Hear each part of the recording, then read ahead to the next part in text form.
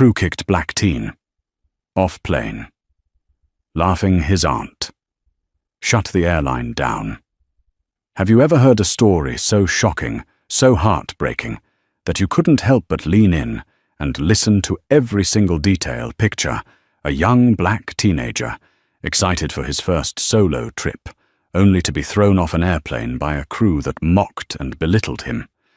They laughed as they left him, stranded and humiliated, in front of an entire cabin of stunned passengers. Little did they know his aunt was an unstoppable force, a woman with the tenacity of a warrior. What followed was an epic showdown that would bring an entire airline to its knees, ready for a wild journey. 15-year-old Marcus Gilbert had never felt more exhilarated in his life. He was headed to Atlanta for a summer camp focused on leadership and technology, a dream come true for a curious, tech-savvy kid with aspirations of becoming an engineer. Growing up in the small town of Oakfield, Tennessee, Marcus had never been on an airplane before. Flying represented freedom, possibility, and a glimpse of a wider world he only knew from the internet and television. His aunt, Dr. Elena Marshall, was the one who had orchestrated the entire trip, a sharp-minded civil rights advocate and a well-known activist with connections to the NAACP. Dr. Marshall believed in pushing her loved ones to seize every educational opportunity. Although she lived in Atlanta, she wanted Marcus to learn independence, so he would be traveling solo from Memphis International Airport to Hartsfield-Jackson, Atlanta. International Airport, she promised to pick him up at the gate, and together they'd head straight for the campus tour. Marcus's mother, Alicia, was uneasy about letting her son travel alone. But Eleanor, brimming with confidence, reassured her younger sister that it would be an excellent learning experience. Marcus had saved up for months to afford a new laptop for the camp, excitedly counting down the days to this trip. He would often say, "Aunt Elena always finds a way to make impossible things happen." That Tuesday morning was crisp with promise. As Marcus and Alicia pulled into the Memphis International Airport, Marcus felt a mixture of nervous excitement. Alicia double-checked his boarding pass, real ID and itinerary. She gave him an encouraging hug and a few last-minute reminders. Be respectful. Speak clearly. Stay alert and don't hesitate to call me or your aunt if anything feels off. The security process was uneventful. Just the typical lines, a check of his ID, the scanning of his backpack, and the wave through. Marcus sat patiently at gate A17, thinking about how he'd text Aunt Elena once they started boarding. He noticed families, business travelers, and even a few fellow teenagers waiting around. He scrolled through social media, posted a quick update about his flight, and daydreamed about the advanced robotics workshop at camp. He had no inkling that the next few hours would leave him with a memory so painful, so humiliating, that it would spark a firestorm of national attention and bring an entire airline to the brink of destruction. The boarding call came, and Marcus joined the line. The flight was with SkyOne Airways, a relatively new company that prided itself on budget-friendly tickets and efficient service. Though smaller than giants like Delta or American Airlines, SkyOne was trying to cement its reputation in the competitive travel market.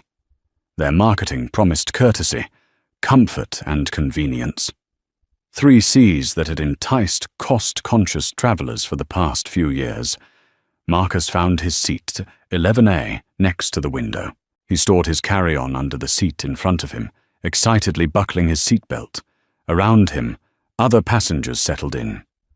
A flight attendant, a short woman with a sharply pressed uniform named Rhonda, passed by to check overhead bins and seatbelts. "Hi," Marcus said politely, when she caught his eye, offering a nervous smile. Rhonda gave a curt nod, not responding verbally. Marcus tried not to overthink it. Maybe she was just busy. After all, flight attendants had a lot to handle before takeoff. He turned his attention back to his phone, sending Aunt Elena a quick message. "We're on the plane. Talk soon." A few minutes later, Rhonda returned, joined by another flight attendant, Gary, a lanky man with an officious air about him. They stopped at Marcus's row. Rhonda looked down at him. "Excuse me, young man. Could I see your boarding pass?" Marcus blinked. "Sure." He retrieved the pass from his jacket pocket and handed it over, wondering if something was wrong with his seat assignment. Rhonda scrutinized the ticket, passing it to Gary. They exchanged a glance. Gary asked, "Who are you traveling with?" "I'm traveling alone."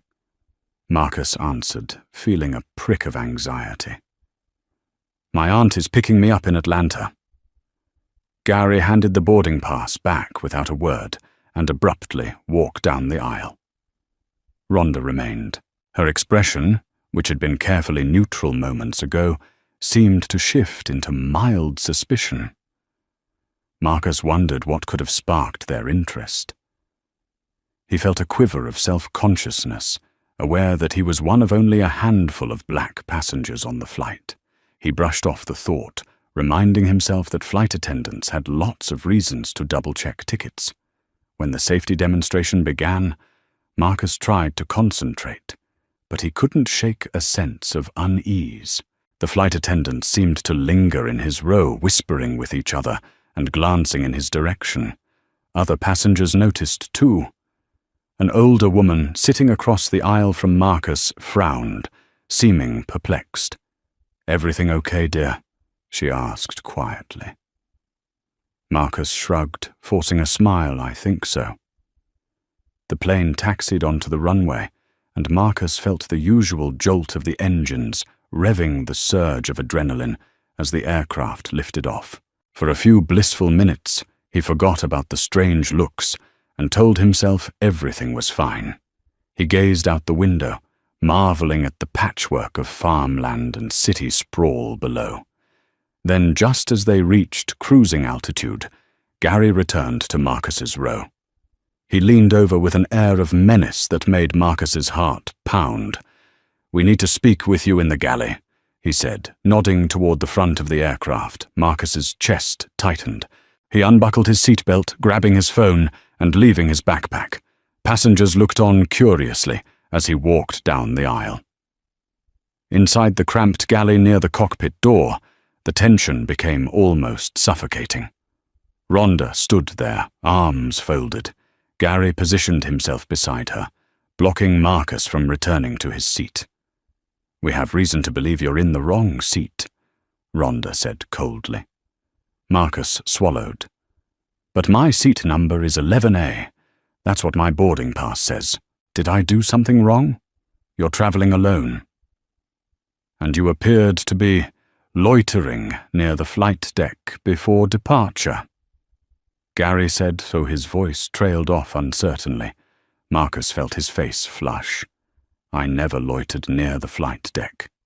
I boarded and went straight to my seat," Rhonda frowned. That's not what one of the crew members saw. Marcus's mind raced. Why would anyone claim he was near the cockpit? He'd never left his seat, except for this very moment when they summoned him. None of it made sense. "We need to check the passenger manifest," Rhonda announced, as if unveiling a crucial piece of evidence. She tapped her tablet a few times, then glanced back at Marcus. "Can you confirm your full name and birth date again?" He repeated it, voice quivering. "Marcus Gilbert, born June 21st, 20. Gary cut him off. "We're not finding you. That can't be right," Marcus protested, growing frightened. "I have my boarding pass right here on my phone, too." He fumbled to open the confirmation email. Rhonda glanced at Gary Security. "Concerns are no joke, especially these days," she said pointedly. Gary nodded. Marcus displayed his phone, the official Sky One confirmation complete with his name and seat number.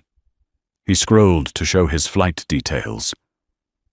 "It's all here," he said, his voice shaky but firm. Rhonda's gaze flickered to the screen.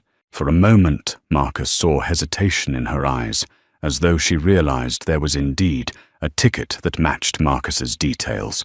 Then, in a bizarre shift, Gary tilted his head back and let out a short, humorless laugh. "All right, kid. Enough with the attitude. We have to remove you from the flight." Marcus's stomach dropped. "Well, why?" Rhonda smirked.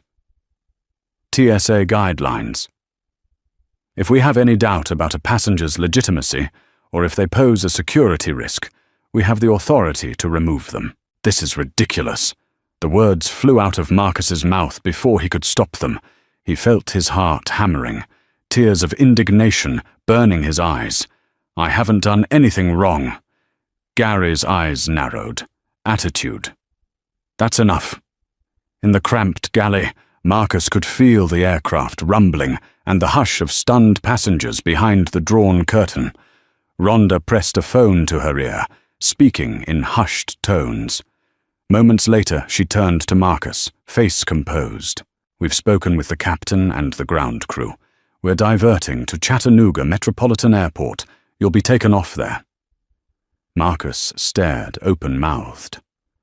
"Why, I don't understand, Gary." Let out another laugh, this one tinged with cruelty.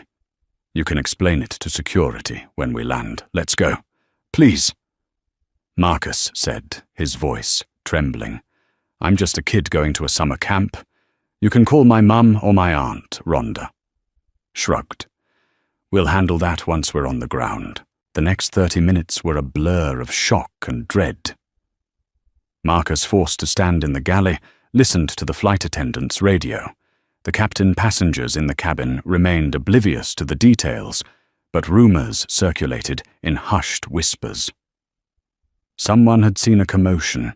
Others peered down the aisle, but the closed curtain blocked their view. When the plane landed in Chattanooga, a team of security personnel and airline representatives boarded. Marcus was escorted off as onlookers stared. He heard hushed gasps, saw people craning their necks to see what was happening, and felt tears welling up as humiliation settled on his shoulders. Gary and Rhonda followed behind, and the second they stepped onto the jet bridge, Marcus could hear them snickering. "All that trouble for a wannabe troublemaker." Gary said, "Can you believe the nerve of this kid?" Rhonda shook her head, an incredulous grin twisting her lips. What a day. Marcus's humiliation morphed into anger. The laughter cut deeper than any official accusations. He'd done nothing wrong. Yet here he was, paraded around like a criminal. Little did Gary and Rhonda know. Their cruel smirks were about to set in motion a downfall nobody could have predicted. After disembarking, Marcus was taken to a small conference room in the airport, where 2 Sky One representatives started peppering him with questions. A security officer asked for identification, which Marcus provided yet again. At first, the tone was stern, almost harsh. But once they saw he was indeed a minor who had valid documentation, confusion flickered across the airline reps' faces. "How did you get on the plane?" And Memphis asked, one glancing at the name tag pinned to her blazer. "Linda Watkins, airport liaison for Sky One. I checked in with the kiosk, showed my ID at the gate boarded, when they called Group B." Marcus explained, voice still quivering. "I didn't do anything different from anyone else." Linda sighed, rubbing her temple. "Your name is in the system, that's true. It matches your ID.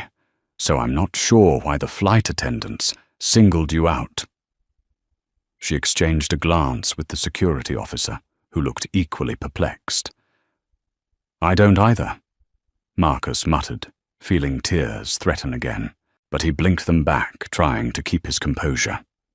10 minutes later, Marcus was allowed to call his mother, Alicia, who had been anxiously awaiting news. Answered in a panic, Marcus broke down the story in between sobs. Her voice grew taut with anger as she demanded to speak to someone in authority. Before handing the phone to Linda, Marcus caught the woman's sympathetic gaze. At least Linda seemed to believe him. In a matter of moments, Alicia had called Aunt Elena on a three-way line. Elena, who was already in Atlanta, waiting at Hartsfield-Jackson, lost no time. After listening to a quick summary from Linda, she demanded explanations. Linda, stammering, admitted she had no direct knowledge of what happened on board, only that the lead flight attendant had insisted Marcus posed a security concern. Elena's voice crackled through the phone, dripping with controlled fury. "You have precisely 15 minutes to figure out a solution for my nephew. If I don't hear something sensible, I will not only pursue legal action, but I will see to it that the NAACP and several civil rights attorneys are looped in before you can blink. And let me be very clear, I do not make empty threats." Linda promised to do her best, though she sounded frazzled. Marcus, hearing his aunt in full protective mode, felt a surge of relief. Elena was a force of nature, known for her unyielding commitment to justice. If Aunt Elena said she'd move mountains, she would. Nevertheless, Marcus was stranded in Chattanooga. The flight to Atlanta had continued without him. Sky One offered to rebook him on another flight, but Aunt Eleanor refused. "You will put him in a car, your expense, and transport him directly to me." She demanded, "I want him safe, and I want him out of your airline's custody immediately." Linda hesitated, but eventually agreed. Within half an hour, Marcus found himself in the back of a company car, flanked by a weary driver who had no idea about the swirl of controversy erupting around him. Marcus stared out the window as Chattanooga gave way to highway stretches. Emotions churned within him: fear, anger, humiliation. But above all, he felt a growing determination, a flicker of defiance. If Aunt Elena was on his side, maybe this wasn't over, Doctor. Eleanor Marshall wasn't just a civil rights advocate. She was a veritable powerhouse. At 38, she'd earned a PhD in sociology from Emory University, focusing on systemic discrimination within corporate structures. But her activism extended beyond academia. She regularly volunteered at the NAACP Atlanta branch and had fought several high-profile cases involving unlawful police harassment. Sky One's flight crew had no idea who they were up against. As soon as Marcus stepped out of the car at the curb outside Atlanta's airport, Elena enveloped him in a tight hug. She placed her hands on his shoulders, looking him in the eyes. "Are you all right, Marcus?" Nodded, tears threatening once more. "I'm sorry to make you worry. This is not your fault," Elena said, firmly pulling him into another hug. "Now come on. I've got us a place to talk about this with some friends." She led him through the airport terminal to an upscale coffee lounge where 3 individuals waited: Eric Johnson, an attorney from Morgan & Morgan, Teresa Neal, a prominent organizer at the NAACP, and James Carter, a local investigative journalist, known for his unflinching articles on race-related injustices. They all rose to greet Marcus, each offering sympathetic nods. Eric gave Marcus a fatherly pat on the back. "You've been through quite an ordeal, young man. Let's see what we can do to make this right." Marcus soon recounted the entire story. The retelling was agonizing, the embarrassment still fresh in his mind. He described Rhonda and Gary's suspicious questions, the humiliating removal, their laughter, and the final confusion in Chattanooga. Teresa Neal's eyes narrowed. "So they claimed you were a security risk without any actual evidence?" Marcus nodded. "They said my name wasn't on the manifest, but I showed them my boarding pass." It was right there. Elena leaned forward, her face stony, racial profiling plain and simple. Eric's expression was grim. "We can explore multiple avenues: discrimination, unlawful detainment, emotional distress. The tricky part is, airline regulations can be broad about removing passengers if crew members feel uncomfortable, but the laughter and humiliation is a strong angle. We'll need to investigate thoroughly. Marcus felt a surge of hope. These people weren't just listening, they were mobilizing James Carter. Meanwhile, tapped away on his laptop, capturing every detail, I'll reach out to Sky One's press office for comment. Usually they'll trot out a canned statement. But let's see. Elena glanced at Marcus, then at the group. I want immediate accountability. Marcus nearly missed his summer camp, his educational opportunity, because of this nonsense. They didn't just inconvenience him, they traumatized him. This can't stand. Teresa nodded. We'll do everything we can. This is bigger than just Marcus. This is about setting a precedent that airlines can't hide behind vague security concerns to perpetuate discriminatory actions. Despite the heavy atmosphere, Marcus felt a flicker of relief. He wasn't alone in this fight. A sense of vindication, faint but growing, began to take hold. If Sky One thought they could sweep this under the rug, they had grossly underestimated the resourcefulness and determination of the people who loved him. Within 2 days, James Carter's write-up hit the internet, quickly circulating on local news sites and social media platforms. The headline read, "Black teen forced off Sky One flight on baseless accusations." The story included direct quotes from Marcus and Alicia, as well as commentary from Teresa Neal at the NAACP. Eleanor had also provided a succinct yet powerful statement. "My nephew was harassed, humiliated, and illegally removed. Sky One must be held accountable for its racially charged misconduct." Sky One's initial response was tepid. A short press release stated, "Sky One Airways is reviewing the circumstances of this incident. The safety and comfort of our passengers is our top priority. We maintain our right to remove any passenger whose behavior or documentation is in question." They offered no apology, no direct address of Marcus's specific situation. Social media exploded. Outraged comments flooded Twitter, Facebook, and Instagram. Hashtags like Direct Justice for Marcus and Sky One boycott gained traction, with influencers, activists, and celebrities weighing in. Within 48 hours, national news outlets started picking up the story. CNN ran a segment featuring a brief interview with Marcus and Alicia, both visibly shaken, yet determined to speak their truth. Then came the public statements from civil rights organizations. The NAACP strongly condemned Sky One, urging a thorough investigation. Community leaders in Atlanta and Memphis organized small but vocal protests at airports. A widely shared viral video from a passenger on the same flight showed part of the aftermath, capturing glimpses of flight attendants, Gary and Rhonda smirking as Marcus was led away.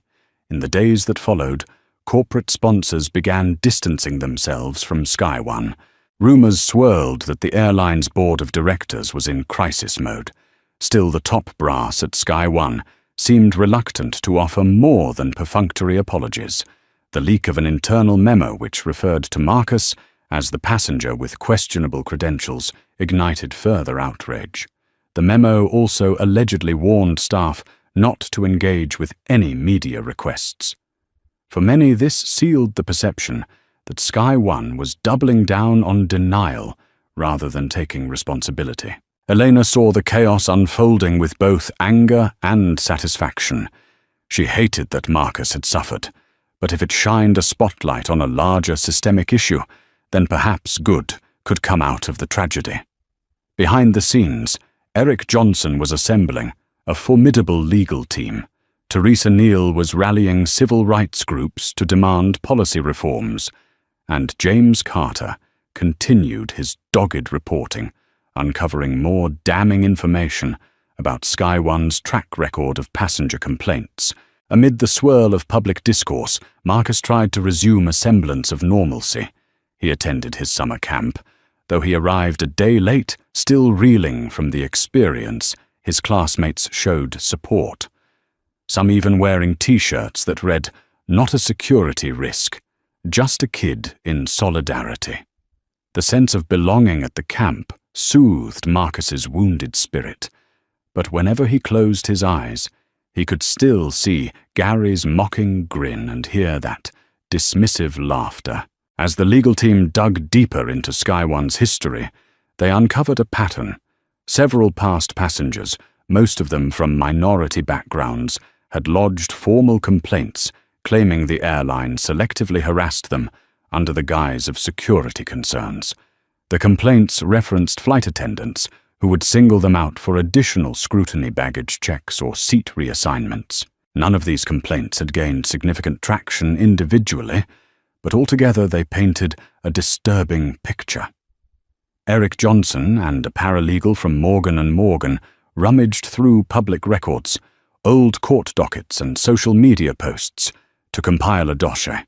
Among them was the story of a Latina woman forcibly removed after asking for water, too many times, apparently angering a flight attendant.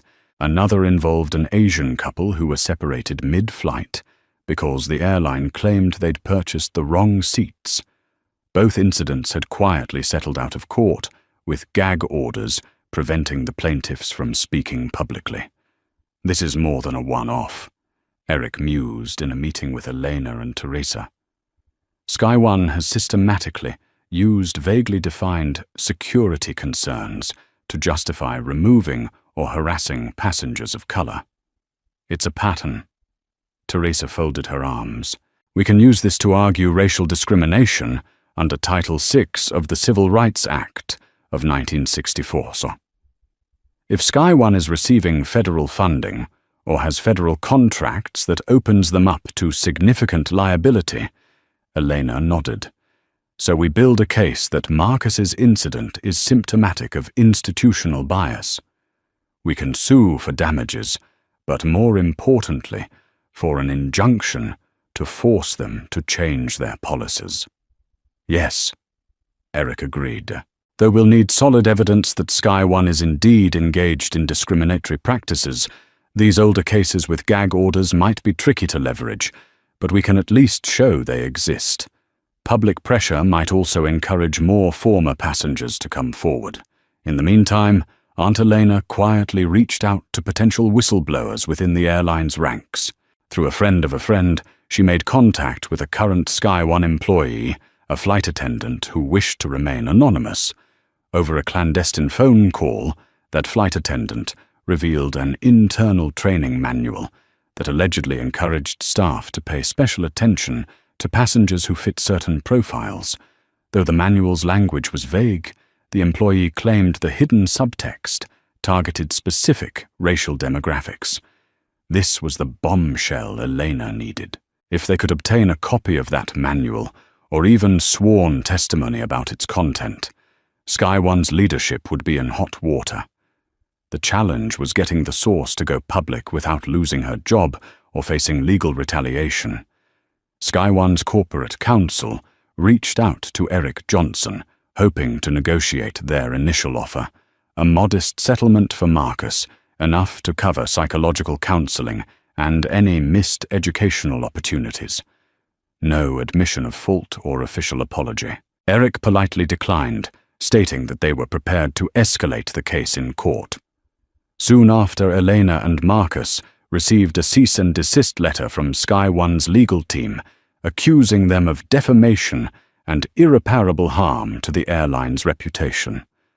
The letter demanded that Marcus and Elena refrain from making public statements about the incident. In return, the airline might reconsider an amicable settlement. The tone was thinly veiled intimidation.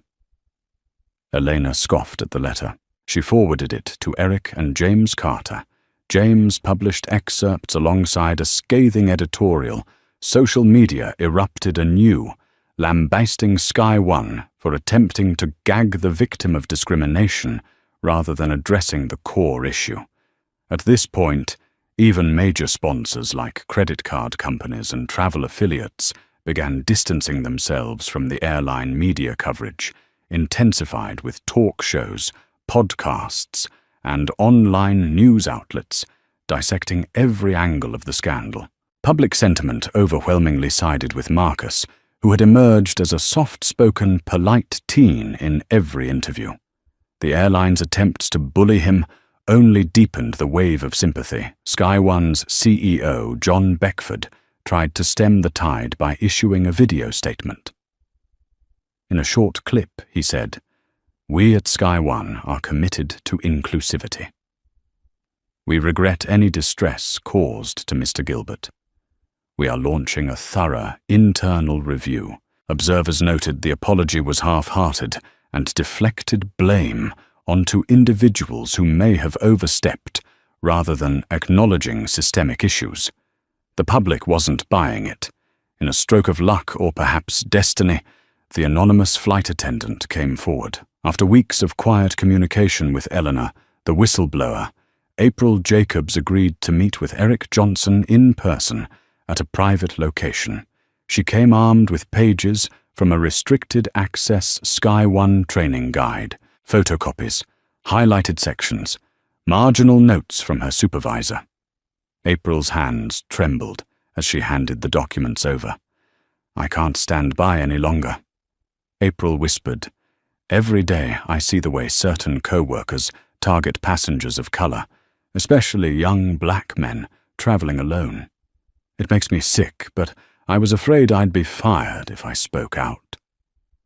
Eric skimmed the documents, eyes widening.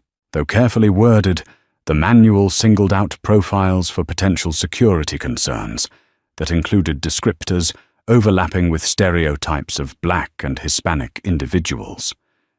The wording was subtle talk of urban attire, loud or boisterous behavior, traveling alone without clear purpose, but the message was unmistakable. "This is it," Eric said, gravely sharing a look with Elena. "We can argue that Sky One's policies directly encourage employees to engage in racial profiling." April nodded. "Also look at the section on how to de-escalate conflicts quickly. They basically instruct us to remove any passenger who raises their voice even slightly before the situation can spiral out of control. But that ends up disproportionately affecting people of color because they're often more scrutinized and more likely to protest if they're being unfairly treated." Elena placed a comforting hand on April's shoulder. "You've done the right thing. We'll protect you as best we can, armed with this damning evidence." The legal team prepared for a showdown. They drafted an extensive complaint, referencing the training manual, the previous passenger complaints, and Marcus's specific ordeal. They sought injunctive relief, punitive damages, and a public admission of wrongdoing.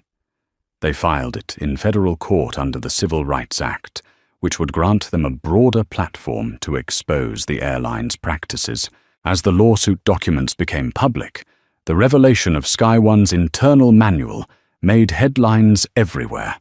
News outlets broadcast the story like wildfire. The airline's stock price plummeted, and major investors began calling for the ouster of CEO John Beckford. The environment at Sky One headquarters grew frantic with daily emergency meetings as they tried to contain the fallout. Marcus, in the eye of the hurricane, could hardly process how fast his life had changed. One week he was a teenager, excited for summer camp. The next, he was a central figure in a civil rights battle. Reporters requested interviews almost daily.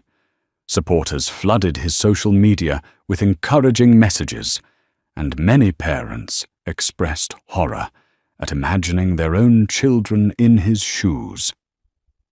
Alicia wrestled with a mix of pride and concern. She worried about the toll this public fight might take on Marcus's emotional well-being, yet she knew that stepping back would mean letting an injustice stand. Elena reassured her sister, promising that they'd find time for Marcus to just be a teenager amidst all the turmoil. Despite the chaos, Marcus found solace in the camp's robotics lab and the newfound friends who stood firmly by his side. They'd gather at lunch to talk about the daily developments, sometimes watching the news on a common TV in the dorm lounge. Kids from all backgrounds approached him, some shyly sharing their own experiences of racial profiling or microaggressions. Marcus realized that in standing up for himself, he was standing up for so many others. Meanwhile, a broad coalition of activists, politicians, and celebrities joined the FACT, Justice for Marcus movement. High-profile figures tweeted their solidarity. The NAACP orchestrated a protest outside Sky One's headquarters in Dallas, where hundreds of people marched with signs that read, "End racial profiling in the skies and flying while black shouldn't be a crime." The day of the preliminary hearing in federal court arrived. Cameras flashed outside the courthouse as Eleanor Alicia and Marcus stepped out of a black SUV. Their attorney, Eric Johnson, carried a briefcase full of documents and a confident air. On the other side, a group of stern-faced lawyers flanked Sky One CEO John Beckford, who looked exhausted and visibly unnerved. Proceedings began with arguments over whether the judge should impose an injunction, forcing Sky One to halt certain discriminatory practices. Immediately, Eric presented the newly uncovered training manual, pointing to highlighted portions and citing testimonies from past passengers. Sky One's legal team tried to argue that the manual was outdated, misinterpreted, and not representative of official policy. They insisted the flight attendants acted on a misunderstanding of Marcus's ticket status. Judge Ralston, a calm, meticulous jurist, asked pointed questions. If this manual was discontinued, why was it still in circulation? Why didn't the airline address these previous harassment complaints more transparently? Sky One's lawyers stammered through vague explanations. By the hearing's end, the judge signaled he was inclined to issue a partial injunction forbidding Sky One from removing passengers based solely on the ill-defined criteria in the manual. The final decision would come within days. While this was only the preliminary round, the blow to Sky One's defense was substantial. In the hallway outside the courtroom, reporters thronged around Marcus and Eleanor. Microphones jostled for space. Elena, always poised, spoke into the cameras.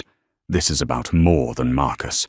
This is about ensuring no person, regardless of age, race, or background, is subject to arbitrary humiliation under the guise of security.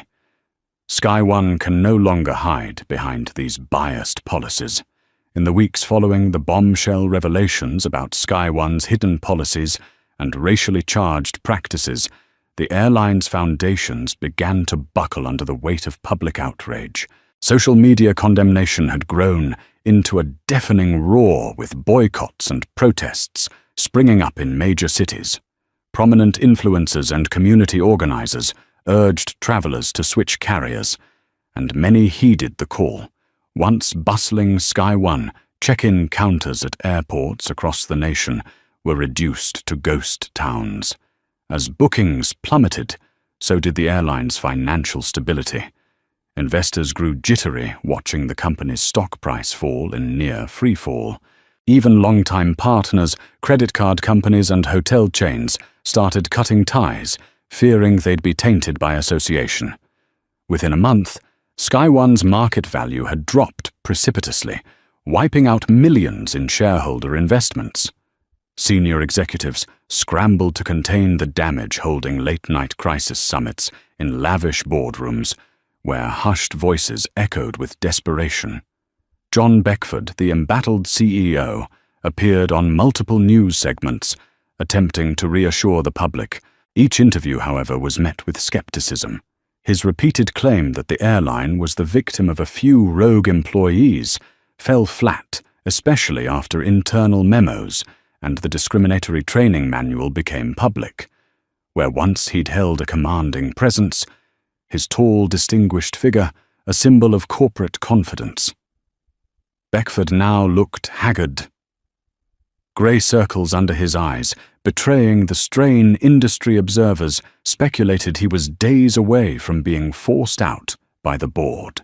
Yet the deeper reckoning was happening within Sky One's own ranks.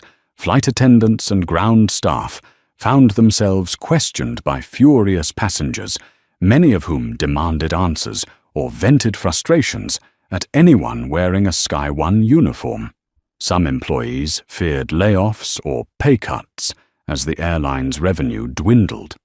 Others questioned their own complicity, wondering whether their everyday actions had contributed to a hostile atmosphere for passengers of color. In one particularly harrowing incident, a Sky One gate agent broke down in tears while speaking to a group of travelers in Minneapolis.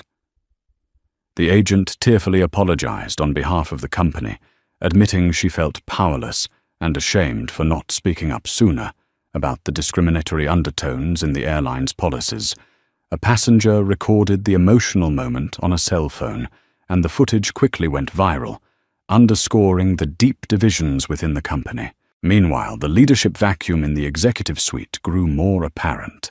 Each new lawsuit by now, several passengers had joined Marcus's cause, alleging similar or related instances of profiling chipped away at Sky One's remaining credibility.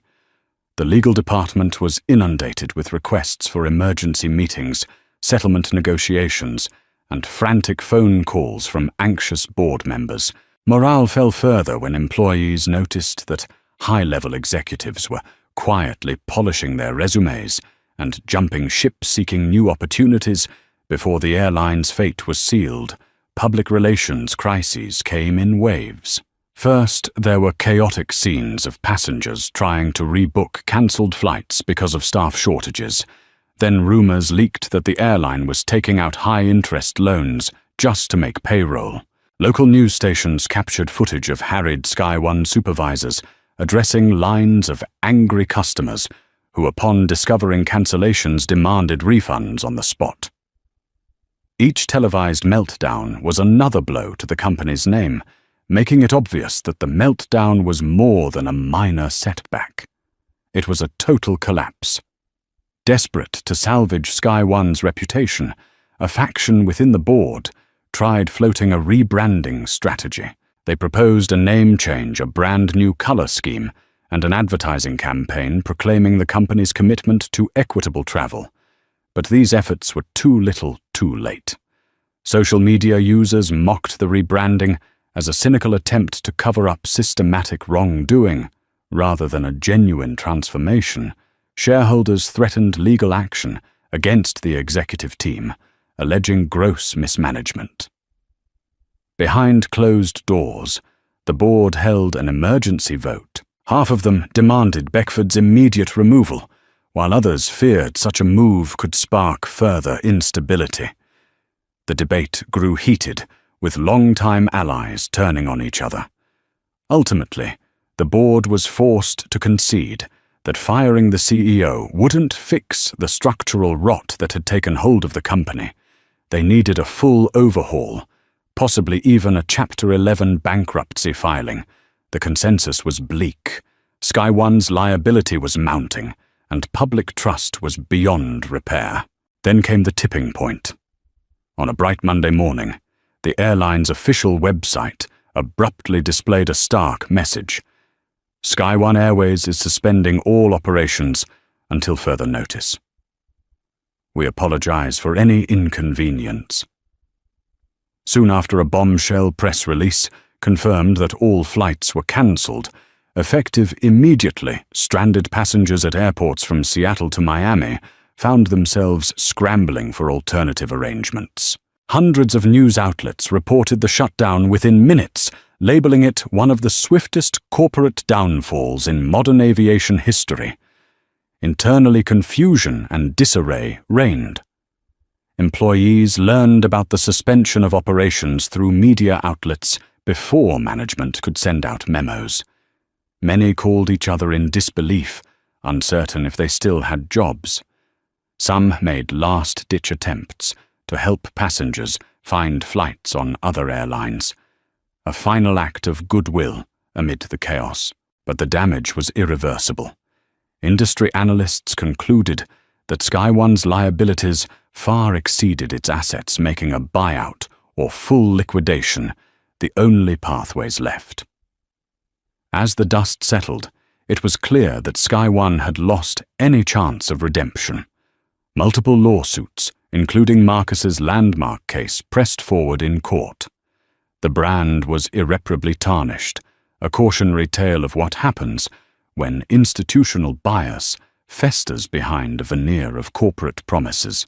Hard karma had indeed come calling, exacting a price far steeper than anyone in SkyOne's upper echelon could ever have anticipated. In the wake of SkyOne's abrupt shutdown, a collective gasp rippled through the aviation industry. Passengers, employees, and even rival airlines watched in stunned silence as the once ambitious budget carrier seemingly evaporated overnight. Major airports that had boasted prominent SkyOne terminals were left with empty gates and boarded-up kiosks. Long lines of stranded customers, some with children in tow, flooded help desks, demanding urgent rebookings on any carrier that could take them. News cameras zoomed in on tear-streaked faces, illustrating a scene of mass confusion and disbelief. Across social media, however, the reaction was anything but mournful. Waves of posts declared this the final blow of karma against a company that had for too long fostered discriminatory policies. Memes juxtaposed SkyOne's early ads promoting comfort and courtesy, with headlines about the forced removal of Marcus and others who had been profiled and humiliated. Commentators latched onto the phrase, "Hard karma hits back," tweeting it alongside clips of flight attendants sneering at passengers of color and screenshots of that damning training manual. A surge of viral TikTok videos portrayed mock airline training sessions, calling out the racism lurking beneath corporate veneers. For many, SkyOne's downfall was not merely justice, it was poetic justice. Meanwhile, the airline's collapse sent shockwaves through the personal lives of those who had once banked their livelihoods on the carrier's success. Thousands of frontline employees received automated emails informing them of immediate termination due to insolvency, leaving them with no paycheck, no severance, and no clarity on their future. Some flight attendants who had built entire lives around the hectic schedule of back-to-back routes were abruptly grounded. Worse still were the conscientious workers who had privately opposed SkyOne's biased culture, desperately hoping for reforms that never came. Now they bore the brunt of the company's demise unemployed and bearing the stigma of working for a disgraced airline. For CEO John Beckford, there was no graceful exit.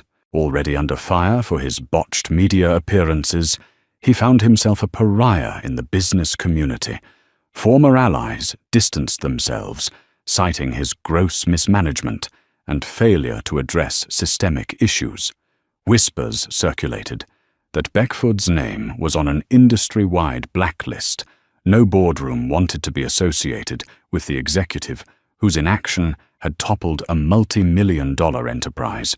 Even the board members who had once championed him now lamented their decision, calling him a negligent figurehead who had ignored red flags and whistleblower warnings.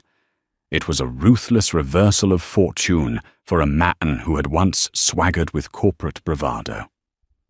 Yet the most powerful testament to how deeply SkyOne's downfall resonated came from those who had endured unjust treatment in silence for years.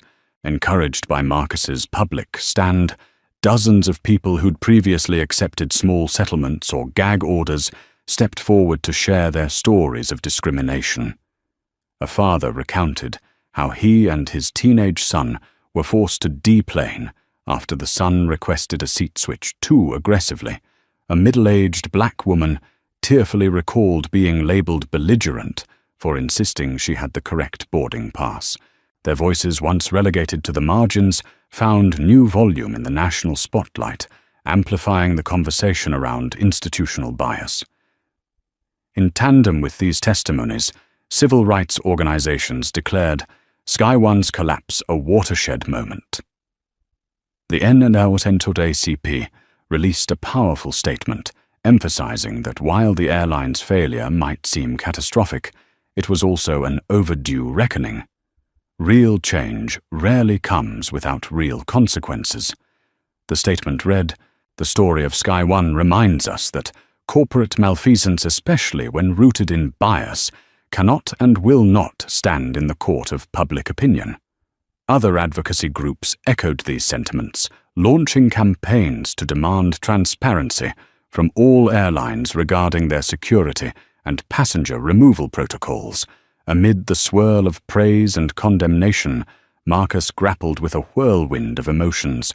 Although he felt vindicated, knowing his case had helped shine a light on corporate wrongdoing, he also wrestled with empathy for the innocent employees now left jobless. Late at night, he and his aunt Elena discussed the moral complexity of celebrating an airline's demise. Elena reassured him that the true culprits were those at the top whose policies created and perpetuated the discriminatory climate. Still, Marcus carried a lingering ache, a reminder that real change sometimes arrived with painful collateral damage. Nonetheless, the public's perception of Marcus evolved from that of a frightened teenager to a symbol of principled defiance. Journalists interviewed him about whether he considered Sky One's downfall to be fair punishment. He answered thoughtfully, saying he hoped the collapse would be a wake-up call for all companies to confront institutional prejudice head-on. A wave of young people took his words to heart, circulating them across social media as a rallying cry for broader reforms beyond the airline industry. Teachers assigned projects on Marcus's story, prompting class debates on how systemic bias could be challenged in everyday life. Even beyond the court proceedings, the wider aviation sector felt the aftershocks of Sky One's downfall. Competitor airlines scrambled to update their training manuals, releasing PR statements about renewed commitments to inclusivity.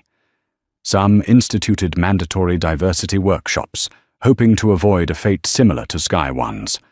The Federal Aviation Administration hinted at a regulatory review aimed at establishing clearer guidelines for passenger removal. Industry experts agreed that the entire fiasco had permanently altered the discourse around what it meant to ensure safety and comfort on board commercial flights. In the end, Sky One's implosion and the backlash that followed served as a grim cautionary tale. Institutions built on shaky ethical foundations are destined to collapse under the slightest scrutiny. For passengers, the message was equally clear. Collective resistance and fearless whistleblowing can dismantle even the most entrenched corporate wrongs. The public watched in awe, some with relief, others with apprehension, as hard karma tore through the airline's very existence.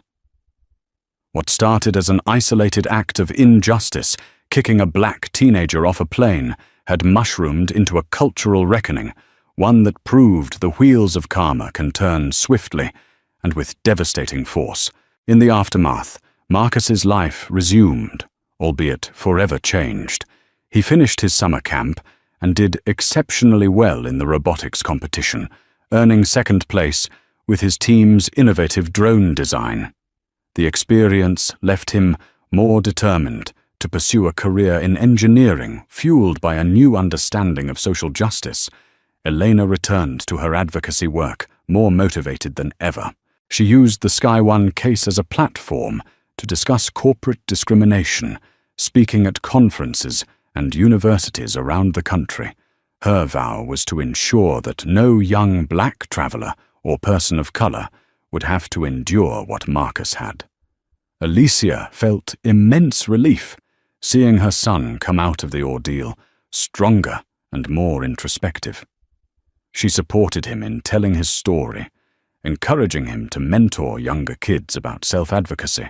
Within months, the remains of Sky One were sold off to a competitor airline under new ownership, and a rebranded name. They tried to distance themselves from the fiasco, implementing a strict zero-tolerance policy for discriminatory behavior. The entire corporate culture had to be rebuilt from scratch, a testament to how destructive unchecked prejudice can be. As for Marcus, he moved forward with the knowledge that he had sparked real change. He still had nightmares about that smirking flight attendant. But each day, it hurt a little less. The future looked bright, paved with the lessons of standing up, speaking truth and never letting injustice go unchallenged. He also carried something intangible yet powerful, the unwavering love and support of a family, especially a fierce aunt who refused to remain silent. Their courage combined with public unity had toppled a giant. It was the ultimate proof that when good people come together, no force, no matter how big or well-funded, can escape justice forever. Thank you for joining us on this extraordinary journey of courage, determination, and ultimate triumph. Marcus's story reminds us that even in the face of blatant injustice, truth finds a way to shine through. It's not just about one teenager on one flight. It's about challenging the hidden biases that can lurk within corporate policies and everyday interactions. By daring to stand up, Marcus and his aunt Elena helped spark real change, proving that compassion and resilience can topple even the mightiest Goliaths. If this story moved you, inspired you, or opened your eyes to how discrimination can be dismantled, please don't forget to like this video, share it with your friends, and subscribe to our channel. Your engagement helps spread messages of hope, unity, and justice far and wide. Together we can continue shedding light on hidden truths and championing the rights of every individual.